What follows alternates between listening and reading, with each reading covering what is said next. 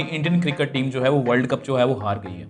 जो टीम पूरे टूर्नामेंट की सबसे बेस्ट टीम थी वो वर्ल्ड कप के फाइनल में आके हार गई, क्योंकि फाइनल का एक अलग ही प्रेशर होता है। तो वही प्रेशर आप एग्जाम्स में भी फील करते हो। आपकी पेरेंट्स की, आपके स्कूल की, आपके टीचर्स की आपके ऊपर बहुत सारी उम्मीदें होती हैं। उन उम्मीदों के चलते आपके ऊपर एक प्रेशर भी होता है। तो हमें उस प्रेशर को अच्छे से टैकल करना है।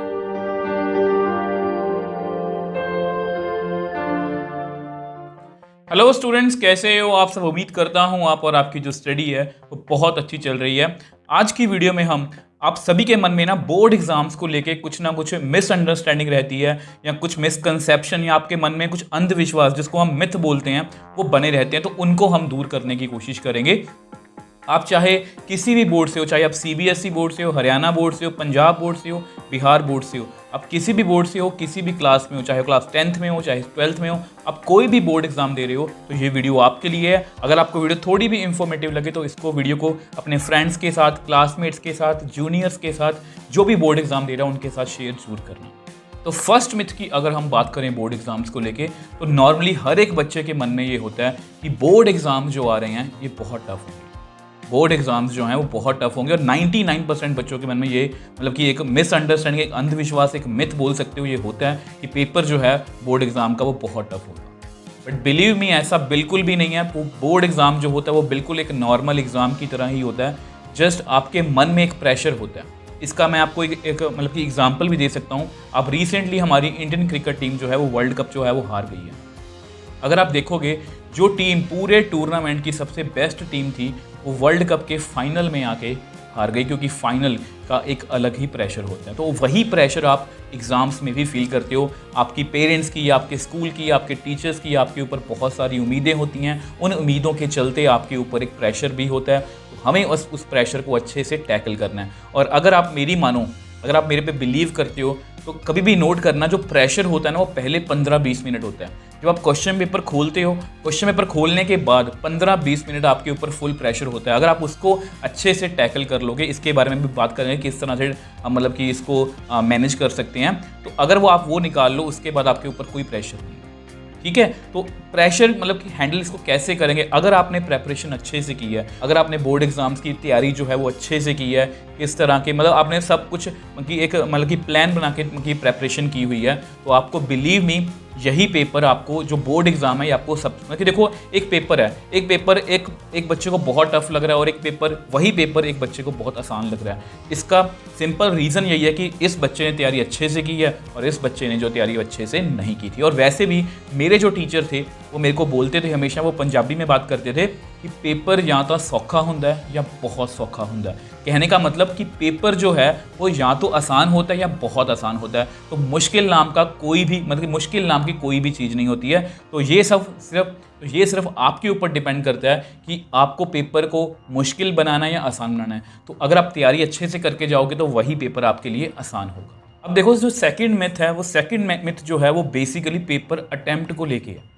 बच्चों के मन में ये होता है कि पेपर को अगर हमें क्वेश्चन को हमें सीरियल वाइज ही अटेम्प्ट करना है, अगर हम इसको सीरियल वाइज नहीं करेंगे तो हमें मतलब कि जो मार्क्स हैं वो नहीं मिलेंगे। मैं आपको थोड़ा दिखाना चाहता हूँ। देखो, ये आपका मैथ्स का सैम्पल पेपर है। ये क्वेश्चन 1 है, ये 3 है। ठीक है, तो ये सेक्शन 1 है। ठीक है आपका। तो अगर हम सेक्शन ई की बात करें तो इसमें क्वेश्चन नंबर 36 है। और अगर हम असर्शन रीज़न की बात करें तो ये क्वेश्चन नंबर 19 है। तो बेसिकली अगर आप मान लो आप पेपर अटेम्प्ट करने बैठे हो, ठीक है, अब ये चलो छोड़ो, मेरी बातों पे आप यकीन मत करो। आपके सामने 2 पेपर हैं, ठीक है, आपको नहीं पता वो पेपर कहाँ से आए हैं। देखो, किसी भी टीचर को ये नहीं पता रहता कि पेपर जो है वो कहाँ से आया। उसके सामने जस्ट एक कोड होता है और कोड के ऊपर एक कोड होता है। अब उसमें जो है वो पेपर वो चेक करने बैठता है। अब आप मान के चलो आप टीचर हो, पेपर चेक कर रहे हो। अब एक बच्चे ने मतलब कि पेपर ने अटैम्प्ट किया हुआ, उसने सबसे पहले 36 क्वेश्चन किया। उसने पूरा अच्छे से मतलब कि बिल्कुल अच्छे तरीके से बिल्कुल सही क्वेश्चन किया। फिर उसने 36 के बाद 20th क्वेश्चन कर दिया। फिर उसने उसके बाद 18th क्वेश्चन कर दिया। फिर उसने सेकंड क्वेश्चन किया। फिर उसने फर्स्ट क्वेश्चन किया। फिर उसने फोर्थ, मतलब रैंडमली उसने क्वेश्चन पिक किए। ठीक है, और आप शीट्स चेक करते जा रहे हो। मेरी बात को ध्यान से सुनना। दूसरे नंबर पर एक बच्चा है जिसने कहा कि मैं सीरियल वाइज करूंगा। उसने पहला क्वेश्चन नहीं आता छोड़ दिया, जगह छोड़ दी, फिर दूसरे की जगह छोड़ दी, तीसरे की जगह छोड़ दी, फोर्थ कर लिया, नेक्स्ट पेज पे फिफ्थ और सिक्स छोड़ दिया, सेवंथ कर लिया, उससे नेक्स्ट पेज पर। अब आप मेरे को एक बात बताओ, आप पेपर चेक कर रहे हो और आप दोनों बच्चों को नहीं जानते। आपने जब यहाँ पर पेपर चेक किया तो पहले 3-4 पेज चेक करते हुए आपके दिमाग में एक बात बैठ गई होगी कि ये पेपर जो है ये किसी होशियार बच्चे का है, मतलब किसी इंटेलिजेंट बच्चे का लग रहा है, कितने अच्छे क्वेश्चंस किए हैं उसने। और जब आप इस पेपर को देखोगे तो आपके मन में आएगा कि ये पहला भी क्वेश्चन छोड़ दिया, दूसरा भी छोड़ दिया, तीसरा कर दिया, फिर फोर्थ फिफ्थ छोड़ दिया, मतलब क्वेश्चन बीच बीच में छोड़ छोड़ के किए हुए हैं। मुझे लगता है कि इस बच्चे को इसकी ज़्यादा अच्छे से तैयारी या प्रेपरेशन नहीं है। तो यहाँ पर पहले पेज पर ही मतलब कि टीचर के मन में बैठ गया कि ये किसी नालायक या किसी एवरेज से बच्चे का पेपर है, और यहाँ पर ठीक है ये जो पेपर है ये किसी इंटेलिजेंट बच्चे का पेपर है, और ये आपके मार्क्स को इम्प्रूव करने में, मतलब कि आप एक मतलब टीचर देखो, बीइंग अ टीचर सोच के देखो, मेरे दिमाग में यही होगा कि ये किसी एक होशियार बच्चे का पेपर है। तो अगर मैं इसी इंटेलिजेंट बच्चे के पेपर को चेक कर रहा हूँ तो मैं थोड़ा सा लीनियंट भी हो सकता हूँ, मतलब 1-2 मार्क्स जो हैं वो इधर उधर हो सकते हैं, मतलब हमें ज़्यादा मिल सकते हैं। तो इसलिए पेपर अटैम्प्ट करने को लेके जो आपके अंदर मिथ है कि हमें सीरियल वाइज ही करना है, तो ये मिथ भी हमारे जो अंधविश्वास है ये हमारे मन में ही है। ऐसा कुछ भी नहीं होता, आपको जस्ट क्वेश्चन नंबर लिखना है और उस क्वेश्चन को अटैम्प्ट करना है। तीसरे मिथ की अगर हम बात करें तो पेपर टफ होगा, इजी होगा, हमने वो भी मतलब कि देख लिया कि ऐसी कोई बात नहीं है, मतलब कि फिर उसके बाद पेपर को अटैम्प्ट कैसे करना है वो भी चेक कर लिया कि आगे पीछे क्वेश्चन हम कर सकते हैं, सब कुछ हो गया। अब तीसरा मिथ जो है देखो वो क्या होता है कि चेकिंग जो है वो बहुत स्ट्रिक्ट होगी, कि बोर्ड एग्जाम्स की चेकिंग है वो बहुत स्ट्रिक्ट होगी। देखो आप मेरी बात पे यकीन मत करो, सब कुछ भूल जाओ, मान लो 1%, वैसे उसके चांसेस नहीं है, 1% के लिए मान लो कि बोर्ड एग्जाम्स में चेकिंग जो है बहुत स्ट्रिक्ट है। क्या ऐसे हो सकता है कि आपने 100 मार्क्स का पेपर किया बट चेकिंग इतनी स्ट्रिक्ट थी कि आपके मार्क्स 50 रह गए?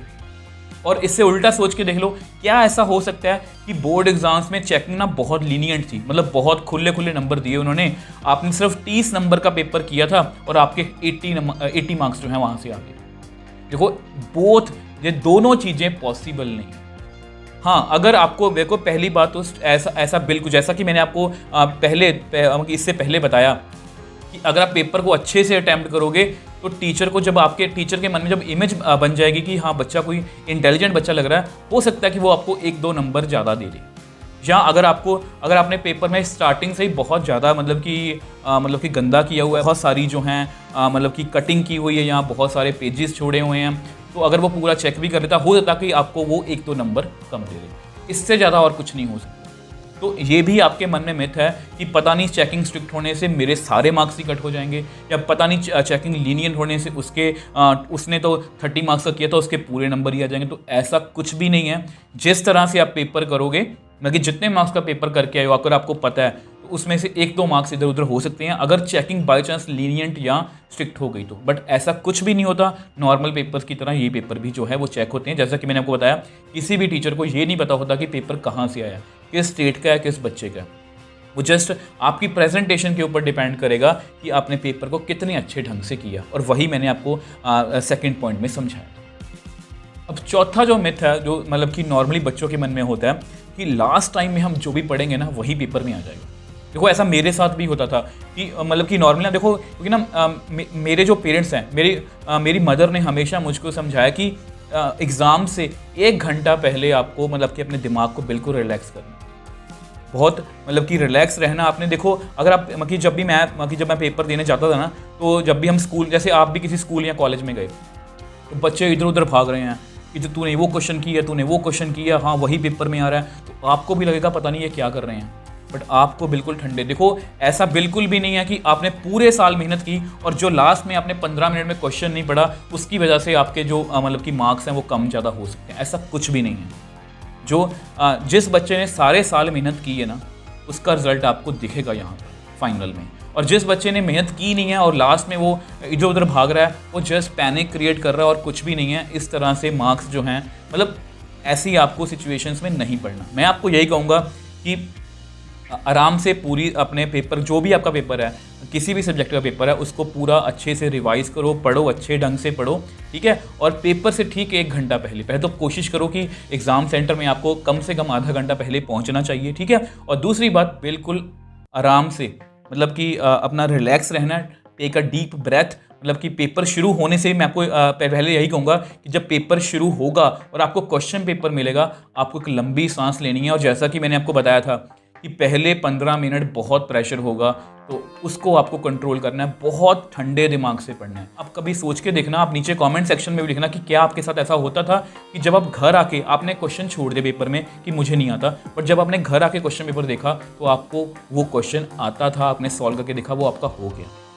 ये जस्ट प्रेशर के कारण होता है।